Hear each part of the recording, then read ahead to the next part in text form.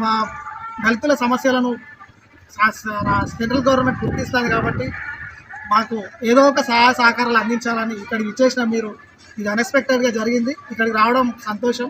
కాబట్టి మాకు మీ సెంట్రల్లో అధికారం ఉన్నది బీజేపీ అంబేద్కర్ను కూడా గుర్తిస్తుంది, గౌరవిస్తుంది. కాబట్టి మా దళితుల పైన మీరు మాకు సహాయ సహకారాలు అందించాలని కోరుకుంటూ ఇంతటితో మా మదాస్ రాయ్ అన్న గారిని మాట్లాడేసిందిగా కోరుతున్నాం. ఈరోజు 20వ డివిజన్ అంబేద్కర్ నగర్ కాలనీ బాబాసాహెబ్ అంబేద్కర్ గారి 134వ జయంతి పురస్కరించుకొని ఆయనకు ఘనంగా పూలమాలలు సమర్పించుకున్నాము. ఈ కార్యక్రమంలో మా భారతీయ జనతా పార్టీ కార్యకర్తలు నాగరాజు గారు, మా అన్నగా వెంకన్న గారు, రామారావు గారు, శ్రీకాంత్ గారు, అదేవిధంగా రంజిత్ గారు, బాబన్న గారు, యాకూబ్ గారు, వెంకట లింగన్న గారు, మీకు హృదయపూర్వక శుభాకాంక్షలు. అదేవిధంగా 134వ జయంతి శుభాకాంక్షలు తెలుపుకుంటూ బాబాసాహెబ్ అంబేద్కర్ గారిని అడుగడుగున అవమానించింది కాంగ్రెస్ పార్టీ. ఆయనను బరిలో నిలబెట్టి కావాలని ఓడిపించింది కాంగ్రెస్ పార్టీ.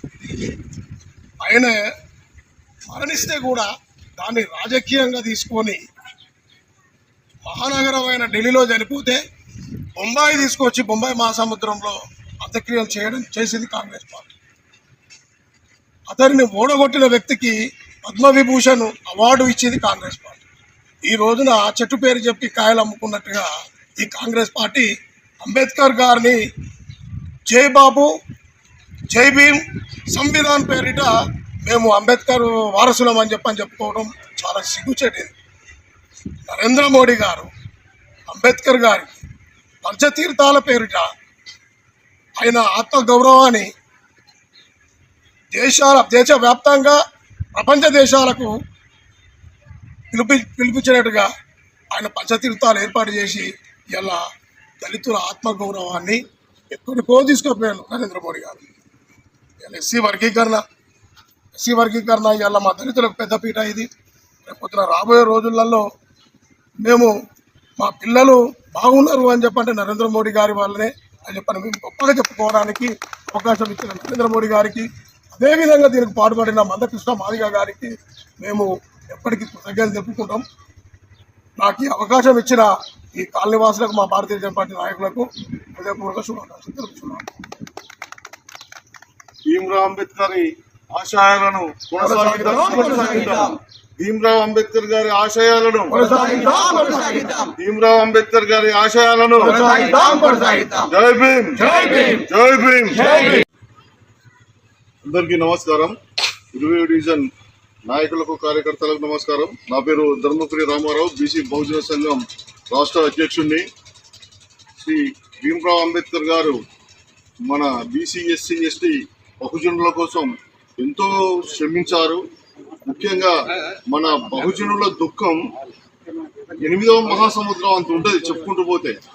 ఈ అగ్రకుల వర్ణాలు మనల్ని ఎంతగానో వెనుకకు నెట్టివేయబడ్డాయి. ఇప్పుడు రాజ్యాధికారం, ఇంకా భారతదేశ వారసత్వ సంపదలో వాటా కోసం మన బహుజనుల అందరం ఏకమై, అంటే బీసీ, ఎస్సీ, ఎస్టీలు అందరం ఏకమై రాజ్యాధికారం కొరకు ఈ అగ్రకుల వర్ణాలను ఎదుర్కోవాల్సిన సమయం వచ్చింది. దానికి మనకు ఉన్నది ఒకే ఒక ఆయుధం, అది ఓటు.